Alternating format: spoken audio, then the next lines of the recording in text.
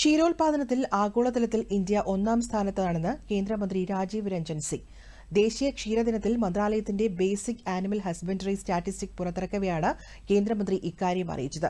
ഇന്ത്യയിലെ പാൽ ഉൽപാദനം 4% വർദ്ധിച്ചു. മന്ത്രാലയത്തിന്റെ പുതിയ കണക്കുകൾ പ്രകാരം 2023-24 കാലയളവിലെ ക്ഷീരോത്പാദനം 3.78% വർദ്ധിച്ച് 23.93 കോടി ടണ്ണിലെത്തി. अगर दूध उत्पादन कहीं होता है तो हमारे देश में होता है. हमारा प्रतिवर्ष जो दूध उत्पादन का दर है वो 6% प्रति वर्ष की दर से हम आगे बढ़ते हैं और हमारा उत्पादन बढ़ता है. प्रति व्यक्ति जो दूध का खपत है हमारा देश उसमें भी 1 नंबर पर है.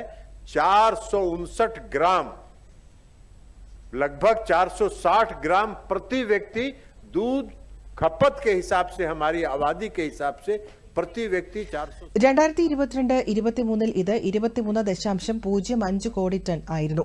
10 വർഷത്തിനിടെ 5.62% വളർച്ചാ നിരക്ക്.